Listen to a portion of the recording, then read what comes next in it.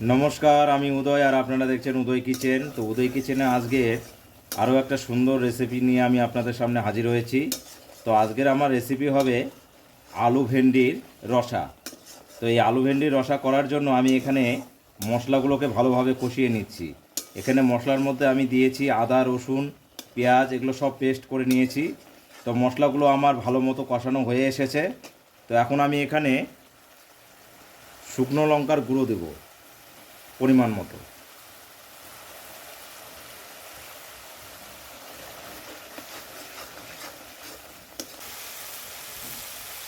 পরিমাণ মতো হলুদ দেব।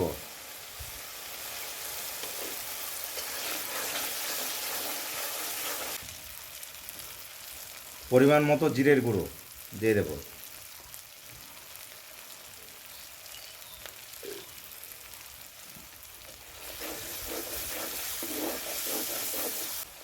স্বাদ মতো লবণটা দিয়ে দেব। লবণ আমি একবারেই দেব।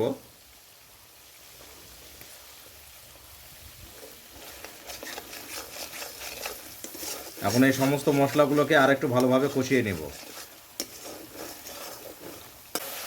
সমস্ত মশলাগুলো আমার ভালোভাবে কষানো হয়ে গেছে। তো এখন আমি এই যে ভেন্ডি আলুটা কেটে পরিষ্কার করে রেখেছি, দেখুন এভাবে নিয়েছি, এটাকে এখন দিয়ে দেব। এখন এই ভেন্ডি আর আলুগুলোকে ভালোভাবে মশলার সঙ্গে কষিয়ে নেব। এই ভেন্ডি আলুর রসা এইভাবে মশলা ভালোভাবে কষিয়ে নিয়ে রান্না করলে খেতে কিন্তু ভীষণ স্বাদ লাগে।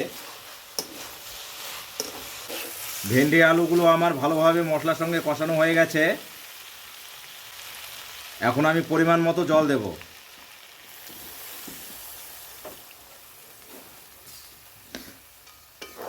ভেন্ডি আলুগুলোকে সেদ্ধ করার জন্য আমি পরিমাণ মতো জল দিলাম। তো এই আলু ভেন্ডিটাকে সেদ্ধ করার জন্য 5 মিনিটের জন্য আমি ঢেকে রাখবো। ঢাকনাটা এখন আমি উঠিয়ে নেব।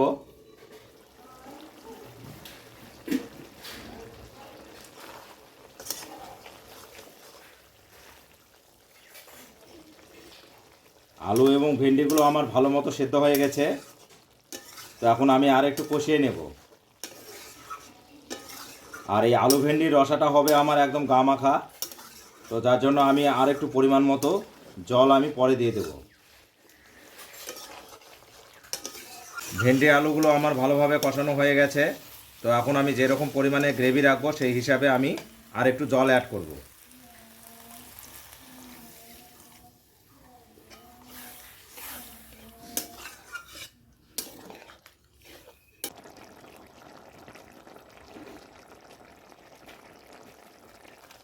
আমার আজকের এই আলু ভেন্ডির রসাটা হয়ে গেছে। এখন এটাকে আমি নামিয়ে নেব।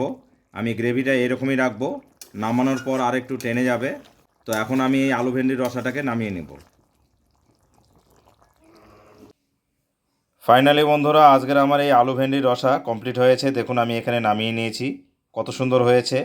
আর আপনারা দেখলেনই আমি কত সহজে খুব তাড়াতাড়ি করে ফেললাম আজকের এই আলু ভেন্ডির রসাটা।